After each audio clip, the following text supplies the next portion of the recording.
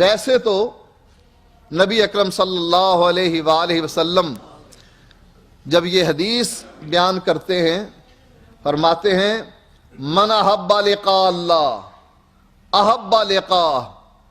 ومن کرہ لقاء اللہ کرہ لقاء. جو شخص اللہ سے ملاقات پسند کرتا ہے اللہ اس سے ملاقات پسند کرتا ہے، اور جو اللہ سے ملاقات ناپسند کرتا ہے اللہ اس سے ملاقات ناپسند کرتا ہے. صحابہ عرض کرتے ہیں اے اللہ کے نبی، ہم میں سے کون ہے جو موت پسند کرتا ہے؟ اللہ سے ملاقات کا معنی موت ہے،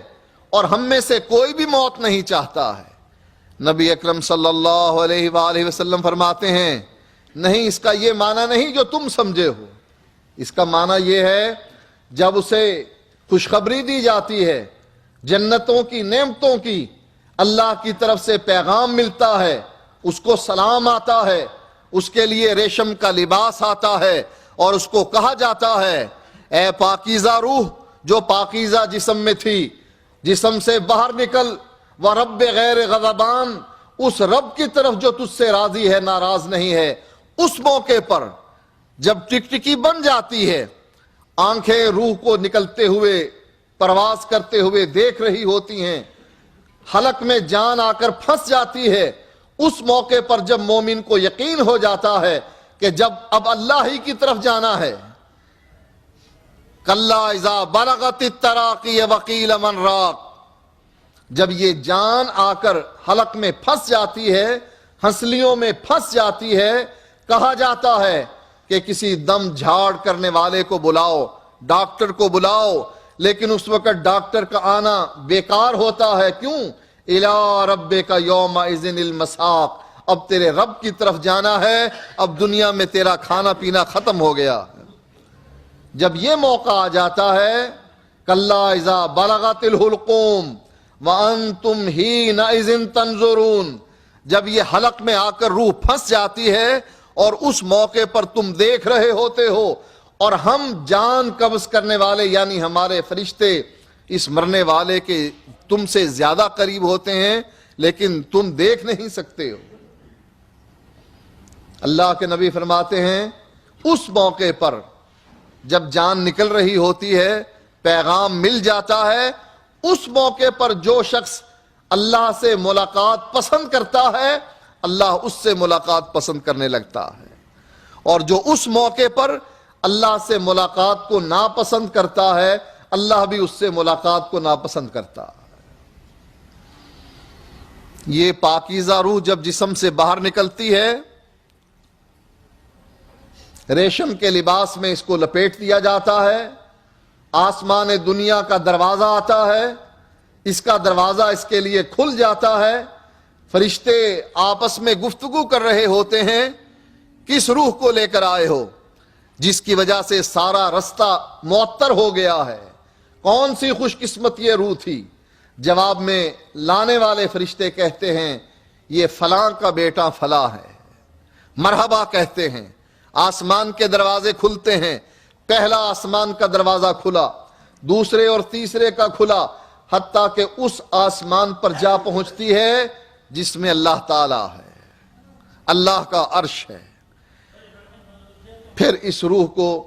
جنت میں داخل کر دیا جاتا ہے،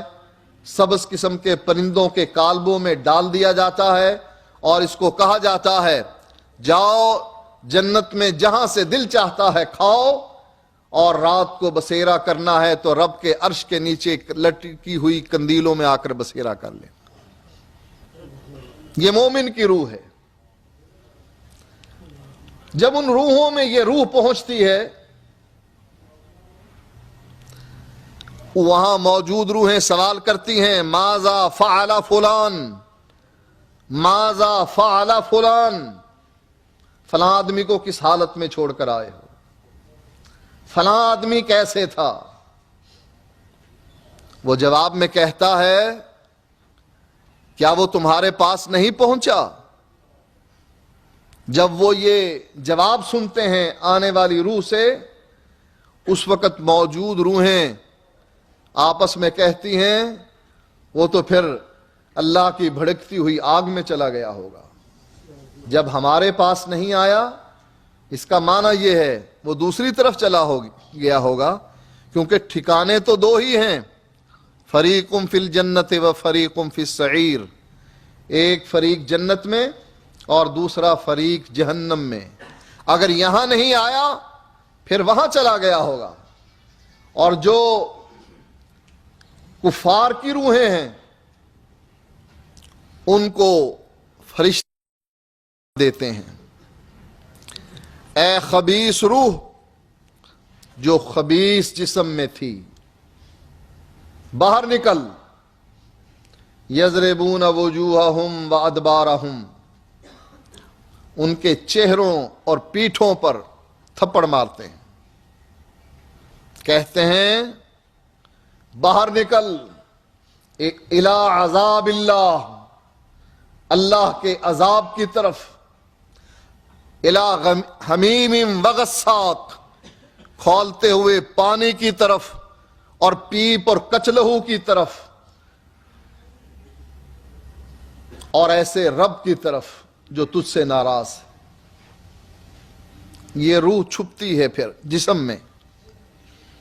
فرشتے مار مار کر نکالتے ہیں، ٹخنے سے، گھٹنوں سے،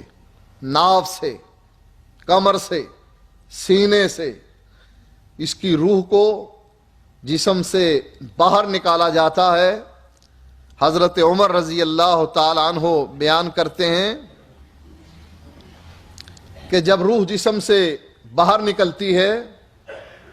اس کی حالت یہ ہو جاتی ہے جیسے خاردار جھاڑی پر ایک باریک کپڑا ڈال دیا جائے، پھر ایک طرف کھڑے ہو کر اس کو کھینچا جائے، جیسے وہ کپڑا تار تار ہو جاتا ہے ایسے ہی اس ظالم کا جسم تار تار ہو جاتا ہے۔ وہ فرشتے جو اللہ کے عذاب کی دعوت لے کر آئے ہیں اس کو ایک ٹاٹ کے اندر لپیٹتے ہیں، آسمان کی طرف بلند کرتے ہیں، آسمان کے دروازے اس کے لیے بند کر دیے جاتے ہیں۔ قرآن مجید میں اللہ تعالیٰ بیان فرماتا ہے ان کے لیے آسمان کے دروازے نہیں کھولے جائیں گے اور یہ جنت میں داخل نہیں ہو سکیں گے اس وقت تک جب تک کہ سوئی کے سوراخ میں اونٹ داخل نہیں ہو جاتا۔ جیسے سوئی کے سوراخ میں اونٹ کا داخلہ ممکن نہیں، ایسے ہی ان کا جنت میں داخلہ ممکن نہیں۔